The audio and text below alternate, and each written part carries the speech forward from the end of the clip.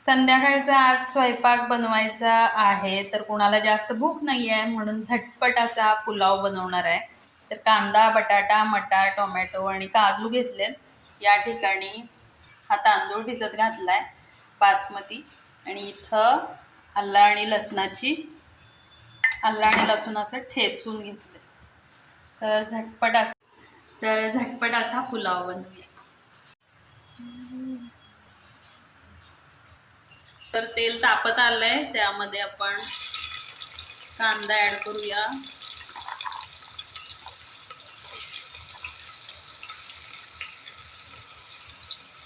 आणि हे घेतलेले काजू.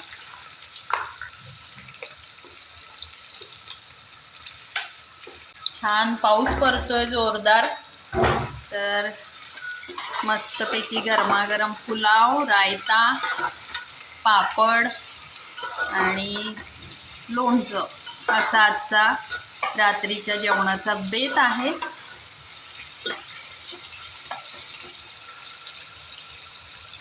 तुमच्याकडे ज्या भाज्या अवेलेबल असतील, गाजर, पुन्हा वांगी, ते सुद्धा यामध्ये ॲड केलं तर चालेल. फ्रीजमध्ये आत्ता माझ्याकडं फक्त बटाटा आणि मटार सापडले, त्यामुळे मी तेच घालून छान पुलाव बनवणार आहे. तुमच्याकडं कोबी असेल तो घातला चिरून तरी चालेल. ढग किती गडगडतंय बघा, विजा व्हायला लागलेत, आवाज येत असेल तुम्हाला.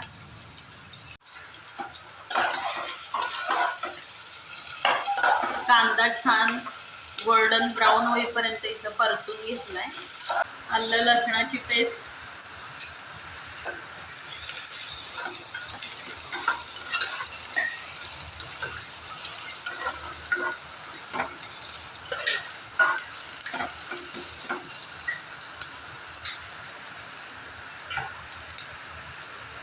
पुन्हा बटाटा आणि मटार.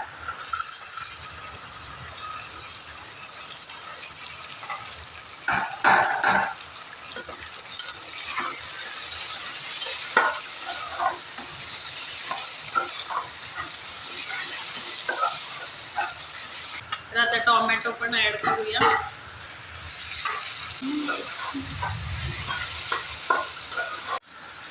तर डीमार्टमध्ये जे मिक्स खड्या मसाल्यांचं पाकिट मिळतं, ते इथं मी मिक्सरला फिरवून त्याचा हा गरम मसाला बनवून ठेवते. तर तो आता यामध्ये 1 चमचा घालणार. तर साधारण 1 चमचा हा मसाला, सोबतच हळद 1 चमचा, थोडी जास्त घालते, आणि आमचा घरगुती कांदा लसूण मसाला 1 चमचा. तुम्हाला घालायचं तर लाल मिरची पावडर घातली तरीही चालेल.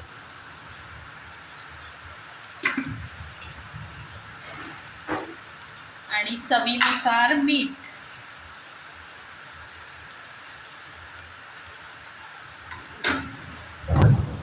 हे सगळं मिक्स करून घ्यायचं. मस्त सुवास सुटलाय मसाल्यांचा.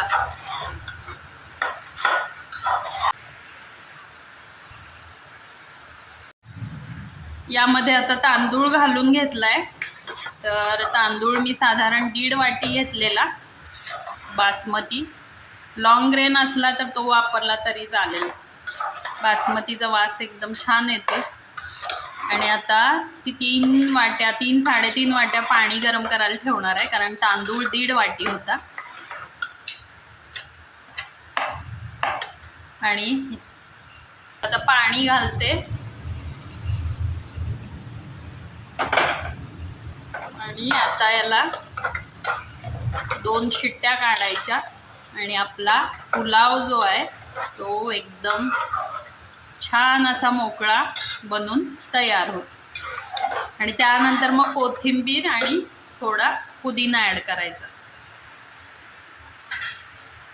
आता ह्याच्यात थोडं कोथिंबीर आणि पुदिना जो आहे तो ॲड करते. परत एकदा मिक्स करते, आणि आता आपण झाकण लावून देऊया. 2 शिट्ट्या काढल्या की पुलाव रेडी.